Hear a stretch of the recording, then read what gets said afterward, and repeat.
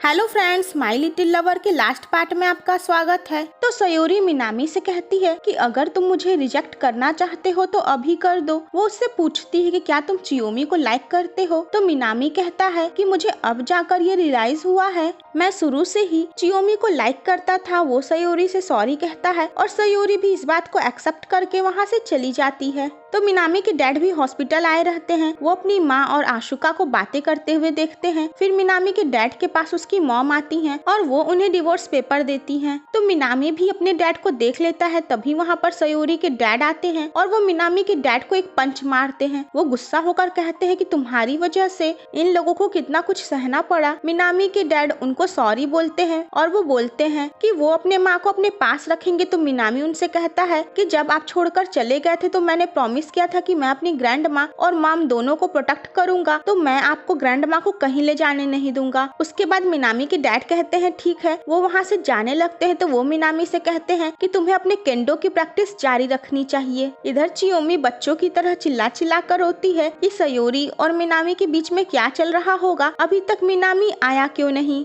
तभी मिनामी वहाँ आता है और वो उससे पूछता है घर चले। वो चियोमी को अपने हाथ में लेकर अपने पॉकेट में रखता है। तो वहाँ पर वो छोटी बच्ची भी मौजूद थी। तो वो बच्ची चियोमी को थैंक्स कहती है कि उसने अपना मैजिक चलाकर उसे और उसकी मॉम को आपस में मिला दिया। आगे मिनामी सोचता है कि तुम मेरी जिंदगी से कभी मत जाना। तो घर पर चियोमी नींद में बेड से नीचे गिरने वाली होती है, लेकिन तभी मिनामी उसे अपने हाथों से रोककर संभाल लेता है और उसे सेव कर देता है। तो असुका मिनामी के पास आती है और वो बताती है कि उसकी मॉम पुलिस के पास गई थी। वो फिर से चियोमी को ढूंढने की बात कर रही हैं। तो आगे मिनामी स्कूल गया रहता है। वहाँ पर ये बात फैल चुकी रहती है कि चियोमी शायद वर्कशॉप अटेंड नहीं कर रही है और सबको उसके ऑनलाइन नॉवेल के बारे में पता चल चुका रहता है। इस तरीके से चियोमी अपने ऑनलाइन नॉवेल की वजह से स्कूल में काफी ज्यादा पॉपुलर हो जाती है, क्योंकि सारे स्टूडेंट उसके नॉवेल को काफी ज्यादा एंजॉय करते हैं। रिकू मिनामी से कहता है कि मुझे तुमसे बहुत सारी बातें पूछनी है, जो फिगर तुम्हारे पॉकेट में है उसके लिए। और ये सुनते ही मिनामी का होश उड़ जाता है। तो आगे मिनामी भी चियोमी के लिखे हुए उस ऑनलाइन नॉवेल को पढ़ता है और वो देखता है ये तो उसकी और चियोमी की स्टोरी है। तो रात में चियोमी मिनामी से पूछती है कि क्या कुछ हुआ है, तुम जब से वापस आए हो तुमने एक शब्द नहीं बोला। तभी वहाँ पर रिकू भी आ जाता है। रिकू मिनामी के कमरे में वो छोटा सा बेड देखता है और वो पूछता है कि क्या वो यहीं पर सोती है। रिकू से कहता है कि मैंने तुम्हारे पॉकेट में चियोमी को देखा था। और ये सुनते ही मिनामी घबरा जाता है। रिकू से कहता है कि तुमने इसे काफी अच्छे से बनाया है। एक्चुअली रिकू अभी भी चियोमी को एक डॉल ही समझ रहा था। वो मिनामी से पूछता है कि क्या तुम चियोमी को लाइक करते हो, तभी तो तुम उसकी इतनी ज्यादा रियल डॉल बना सके।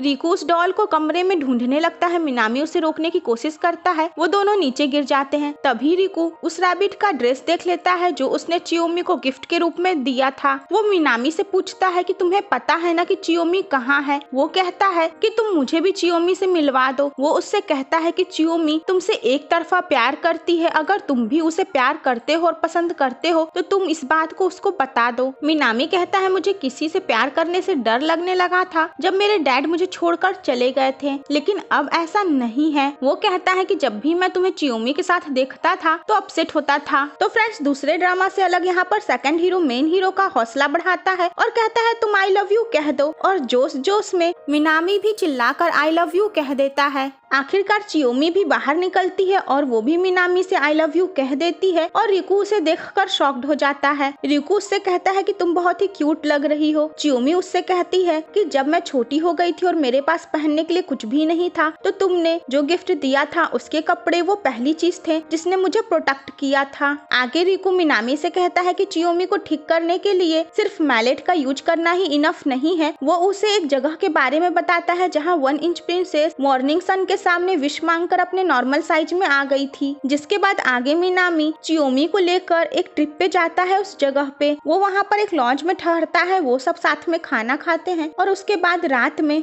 मिनामी चियोमी से पूछता है कि कल के लिए तुम नर्वस हो। तो चियोमी कहती है हाँ। मिनामी चियोमी को किस करने जाता है, लेकिन फिर वो रुक जाता है और वो कहता है कि वो अपनी सेकंड किस के लिए थोड़ा और इंतजार करेगा। चियोमी को याद आता है उनके फर्स्ट एक्सीडेंटल किस के बारे में। तो नेक्स्ट मॉर्निंग सनराइज होता है। चियोमी विश मांगती है लेकिन उसकी साइज बड़ी नहीं होती है, वो वैसे की वैसे ही रहती है। तो मिनामी उससे कहता है कि कोई और रास्ता जरूर होगा। वो दोनों वापस आने लगते हैं। मिनामी चियोमी से बातें करता है। तो चियोमी की मॉम भी मिनामी का पीछा करते हुए वहाँ पहुँच गई थी क्योंकि वो उस रात उसकी और रिकू की बात सुन ली थी। तो रोड पे एक कार आती है, मिनामी का एक्सीडेंट हो जाता है लेकिन मिनामी चियोमी को कुछ भी होने नहीं देता है। चियोमी बाहर निकल कर रोने लगती है। चियोमी की मॉम वहाँ पहुँचती है और वो चियोमी को देखकर शॉक्ड हो जाती हैं। वो एम्बुलेंस बुलाती हैं। तो मिनामी हॉस्पिटल में एडमिट हो जाता है। सयूरी भी मिनामी की ऐसी हालत देखकर दुखी होकर रोती है। चियोमी की मॉम चियोमी को लेकर घर आती हैं और उसके डैड भी अपनी छोटी सी बेटी को देखकर शॉक्ड हो जाते हैं। चियोमी की मॉम कहती है कि तुमने इस बात को क्यों छुपाया। तो चियोमी के घर वाले चियोमी के मिलने से काफी ज्यादा खुश रहते हैं। चियोमी घर पर अपने और मिनामी के बचपन की फोटोज देखती है और वो इमोशनल होती है। तो इधर मिनामी होश में नहीं आता है। चियोमी अपनी मॉम के साथ हॉस्पिटल पहुंचती है। वो मिनामी के पास जाती है। वो उससे कहती है कि भले ही वो नॉर्मल नहीं होती लेकिन वो उसके पास रहकर खुश थी। वो उसे आई लव यू कहती है और किस करती है। तभी वहाँ पर एक लाइट शाइन होती है और मिनामी होश में आ जाता है। चियोमी खुश और इमोशनल होकर मिनामी को एक बार और किस करती है और इस बार चियोमी अपने नॉर्मल साइज में आ जाती है। तो फ्रेंड्स, इस बार भी फेरी टेल में किसी भी प्रॉब्लम का सलूशन था अपने प्रिंस को किस करना। तो मिनामी कहता है तुम कुछ पहन लो और चियोमी को ध्यान आता है कि उसने तो कुछ पहना ही नहीं है। वो तुरंत उसका ब्लैंकेट लेकर ओढ़ लेती है। वो दोनों खुश होकर एक दूसरे को गले लगाते हैं। तभी चियोमी की मॉम अंदर आती हैं। वो चियोमी को फिर से अपने नॉर्मल साइज में और मिनामी के साथ इस तरीके से देखकर शॉक्ड हो जाती हैं। और फिर क्या था, वहाँ पर मिनामी की मॉम और ग्रैंडमा भी आ जाती हैं और इस तरीके से सबको पता चल जाता है कि चियोमी और मिनामी एक दूसरे से प्यार करते हैं।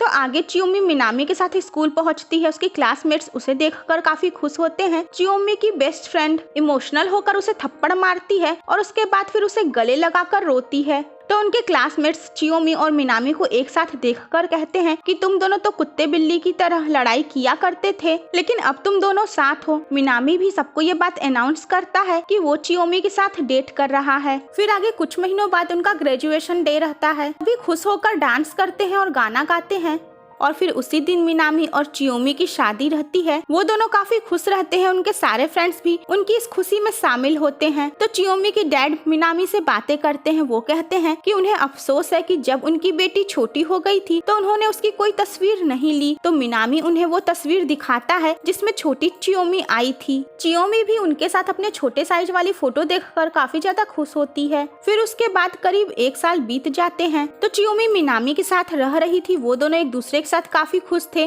चियोमी अपने वर्कशॉप को अटेंड करने के लिए टोक्यो जाने वाली थी। वो दोनों एक साथ उसी गुफा में जाते हैं जहाँ इनके बचपन का प्यार शुरू हुआ था और जहाँ पे चियोमी छोटी हो गई थी। वहाँ पे मिनामी उसे क्राउन पहनाता है जैसा उसने बचपन में पहनाया था। वो दोनों साथ में रैम्बो देखते हैं और एक दूसरे को गले लगाते हैं। वो दोनों काफी खुश रहते हैं। तो फ्रेंड्स, इस तरीके से इस ड्रामा की हैप्पी एंडिंग होती है। आई होप आपको ये वीडियो पसंद आया होगा। मिलते हैं एक नए ड्रामा के साथ। तब तक के लिए bye bye and take care.